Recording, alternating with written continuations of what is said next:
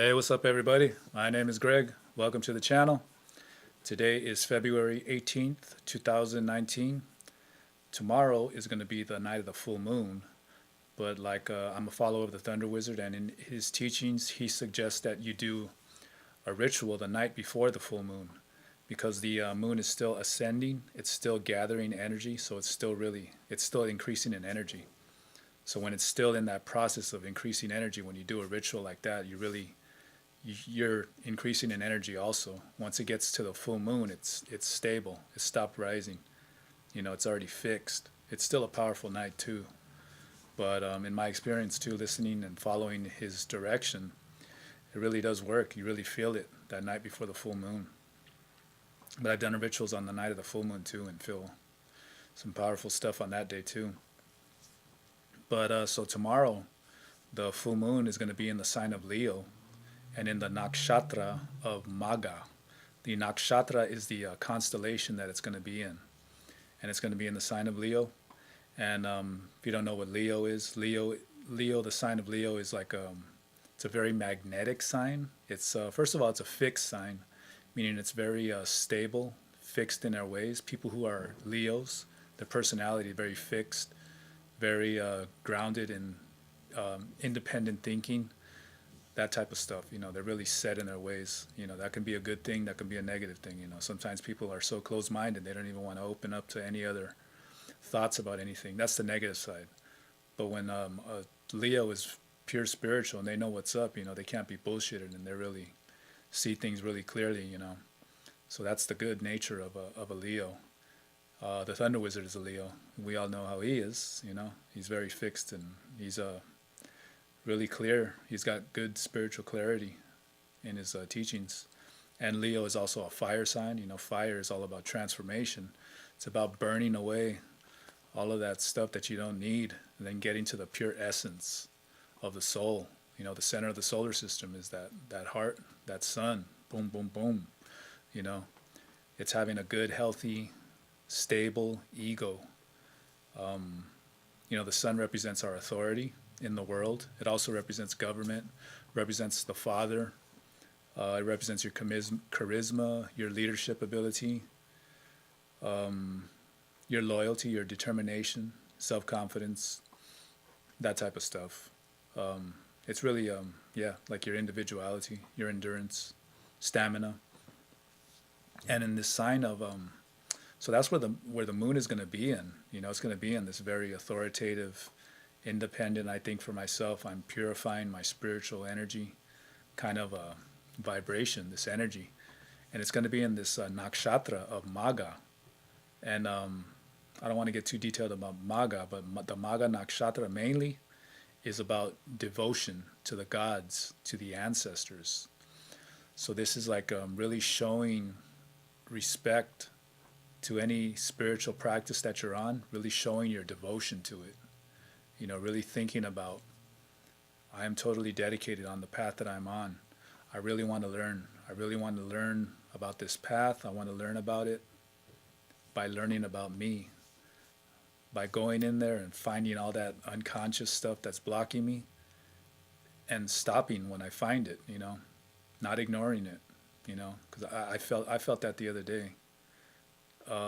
A usual kind of a body language that I had about something. I can't remember what it was, but I had a reaction about something I heard on YouTube or something, but I stopped myself and I said, wait a minute, why am I going to stop paying attention to this? What's going on here?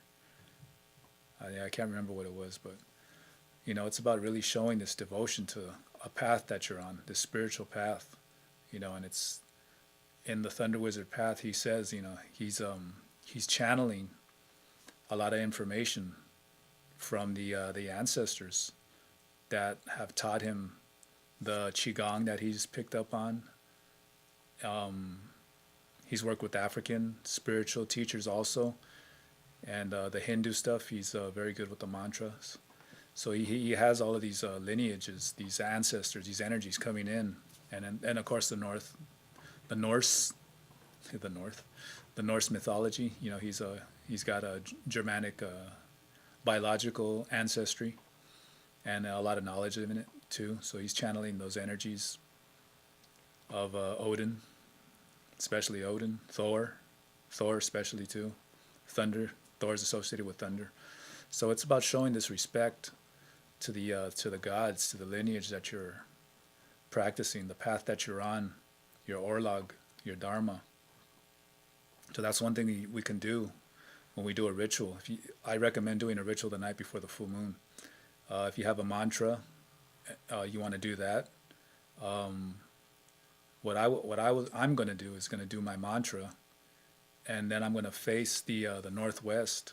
The northwest is the direction of the ascended masters. These are people that were humans that have already passed the human experience, and they're moved on to the next stage of evolution. But as Thunder Wizard says, before they move on, they turn and look to the earth and give guidance to other human beings before they truly ascend beyond. And then the northwest is also the place where the moon is in. So that's why you want to face that direction the night before the full moon. And the moon is your emotions, your mind. It's nurturing energy. It's empathic energy. It's intuition. It's understanding yourself psychologically, deeply, understanding how and why you react to different things in a certain way. So when you face this direction, you want to be thinking about these types of things. There is Thunder Wizard has a ritual facing the northwest called the Light Elf Ritual, where you can go through a whole series of having different elements in front of your table. You can get that into it, which is really good. The more dedication and more offerings you give, it's really good. But if you don't have the time, you can always just easily just face the northwest, face that direction, and go into meditation and talk to the gods, talk to your own ancestors, your own biological ancestors, and ask them for guidance. Show a lot of reverence, respect for them. Let them know that you really, really want to know your unconscious. You want to know what's up with your unconscious. You don't want to use your negative unconscious as a point of reference in your daily life. You want to become aware of it. Because with my experience, when you start becoming aware of it, it's not like it gets erased from you. It's still in there. It's just you don't use it as a point of reference. You don't react from that unconscious memory or whatever it is that was making you react in the world. You become aware of it and you go, oh, okay, this is the way I usually react. Now I'm not going to do that anymore. I'm aware of it now. If I keep doing that, then I'm the idiot. Growing like that, you feel these growing pains. I know I do. I feel the growing pains, where it's like you almost miss being that saying, ignorance is bliss. You almost miss. I do. You miss. You long for this old way of who you were, where you don't really have to think much about things. You want to just stay ignorant. You want to stay blissfully ignorant. But once you know things and you learn things, it's like passing different stages in this universe. This certain kind of energy starts coming in and you start feeling different about things. And you can't really ignore those filaments of intuitive intelligence energy that's coming into you. You can't ignore them anymore. You got to read them. You know what's up now. Once you pass certain stages, there's no going back. You can go back, but there's always going to be something bothering you. There's going to be something itching in you. So you want to stay on your true path. You also want to think about your own ancestor, your own biological ancestors, what you've inherited from them too. Sometimes our bodies can be prone to diseases or hereditary type of stuff, and even psychological type of stuff too. Going into my meditations, I'm learning how to not resist the thoughts, and I see different attitudes that I picked up from my father, from my mother, from my brother, different things, and there's positive ones too, which are good too. They got good hearts. And like everybody, there's bad things too. I know I got them. So you want to go into and look at inside yourself and think about these things and let the gods know. Give me guidance on what to do to help me clear myself out.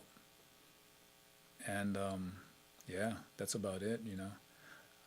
After you finish this type of a ritual or just this talking to them, I would put my hands the right over the left, put them over your navel section, and then do some deep breathing, 5 to 10 minutes. You know, you want to soak in that energy, let it store inside of you, and then you use it to transform yourself, you know. Since it's in that sign of the sun, you know, it represents the fire. The fire is the south. It's all about transformation, you know, rebirth, dying the shamanic death, you know. So we want to do that. And yeah, that's all I wanted to talk about. So anybody wants a Thunder Astrology reading, I'll leave the link on the bottom, and I'll talk to you guys later. Peace.